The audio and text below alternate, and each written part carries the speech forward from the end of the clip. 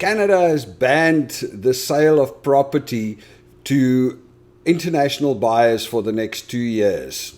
Anyway, welcome to another beautiful day out here in West Vancouver, and I'm sure you've seen that headline around. Canada has banned the sale of property to international people for the next 2 years. So I thought what I'll do is I'll just shine a little light on it. But before we go to that, let's just take a step back and understand where the problem comes from.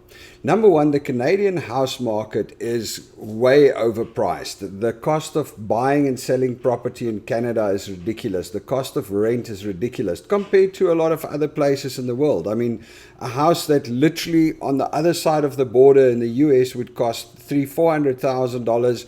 On this side of the border in Canada, you can look at $3-4 million for the same kind of property. And where does this problem stem from? Pretty much from what I can gather, and there's a lot of arguments around that, and there's a lot of opinions around it. But the bottom line is that we don't have enough property or housing in Canada for all the people, and especially all the immigrants that are coming to Canada. I think the Canadian government had a record year where they brought 430,000 immigrants into Canada. Now, if you take that against the whole Canadian population, which is...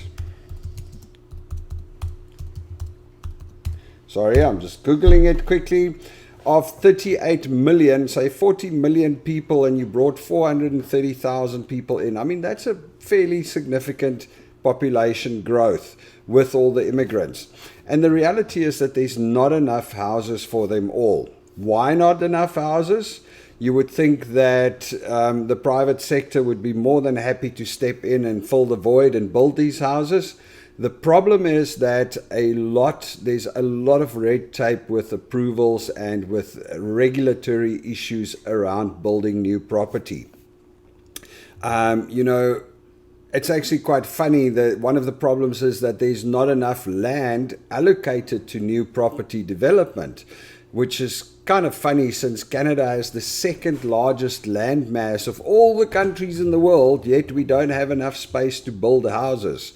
Okay, well, granted, I guess a lot of the property up in the north is, it's a little bit cold. I'm not sure lots of people want to stay there. So most people congregate down along the border with the US in the southern part of Canada. But still, obviously, I mean, we love the fact that Canada has got all those beautiful green spaces and keeping nature there. But, we need houses. People need places to live. So I think a big part of the problem stems from that. That's all the red tape to get the approvals to build new properties and to convert current open spaces into neighborhoods that can be built. I don't know all the technicalities around it and all the politics around it, but that is the problem. Not enough houses. And then, of course, there was a huge spike a couple of years ago when the Canadian property market started shooting up, is that people from all over the world would invest in the Canadian property market and buy properties. And there was actually a time when there was a problem. People had their homes all sealed off. I mean, they would buy, a rich investor from China or from Europe or India or wherever would buy a property here and just board it up, because what they're doing is they were just moving money out of their countries, and the value of the properties are going up. So it's a good investment and your money is safe in a very safe Western country. I'm sure a few people won't say the same after this whole freezing or emergencies act where they froze some people's cash. But anyway, we're not talking about that right now. The bottom line is that they identified the fact that a lot of international buyers are buying properties up in Canada, and that's driving the prices through the ceiling, and that's also taking properties away from Canadians. So they first started by putting penalties on it. Vancouver, Toronto, a couple of places in Canada started levying a 20% tax. So if you're not a Canadian citizen or you're not a Canadian permanent resident and you want to buy a property in Canada, if the property cost $1 million, you had to pay $1.2 million. So there's a $200,000 tax on top of the property that goes to the government. And they did that to dissuade international people from purchasing property in Canada and chasing up the market. And that, I'm sure, had a great effect. I mean, that was a little bit before my time. It was already in place when we arrived here.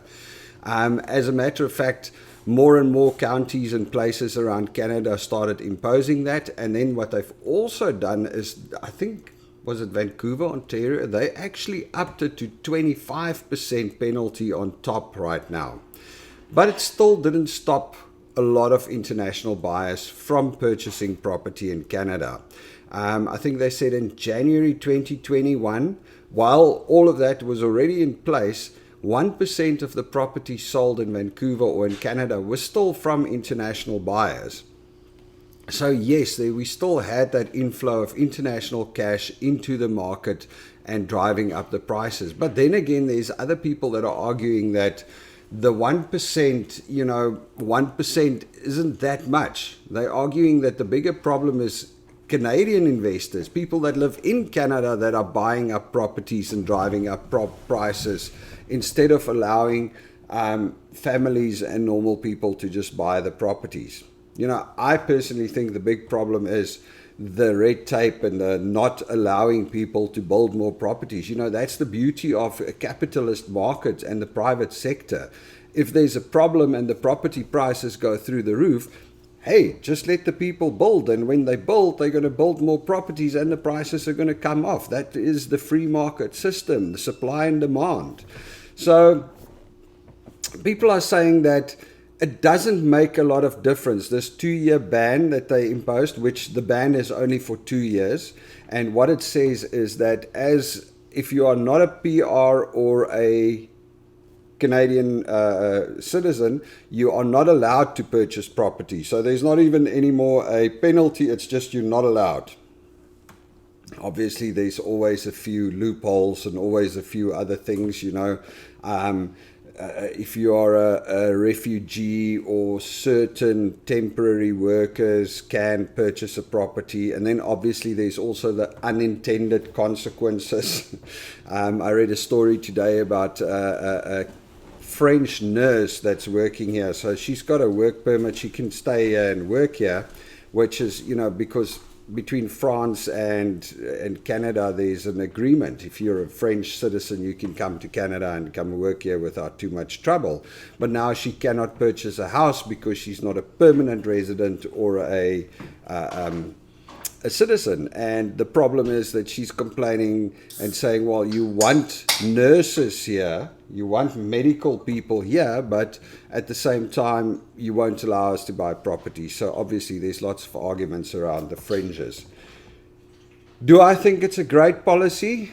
Look, I don't per se have a problem with that, because I do believe that the Canadian, at least a part of the Canadian property problem is the fact that international buyers are buying up properties, and there's people with lots of money that are chasing up the value of properties. The reality is that the pool of available properties are too small.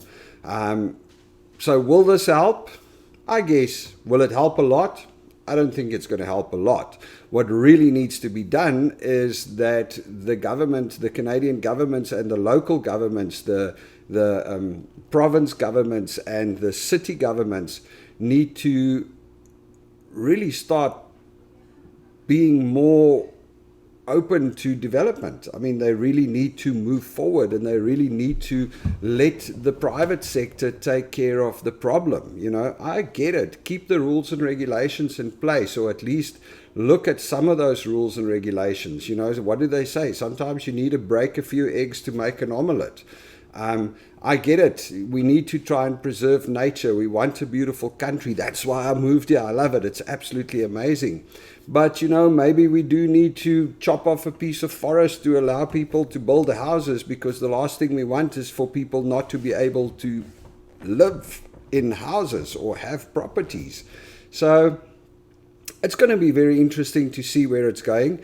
The thing is, the Canadian property market is already coming down, and just like the US property market, I guess just like world property market. So the prices are already starting to come down with the interest rate increases. I mean, it's starting to become, I think it could be harsh. You know, if you look at the repayments, if you go from 0.5% or 1% interest to where some areas is now 6-7% interest, that's a significant change on your monthly expenses. So property markets are going to come down. But anyway, so there you go. Let me know what you think about this whole ban on foreign buyers for the next 2 years.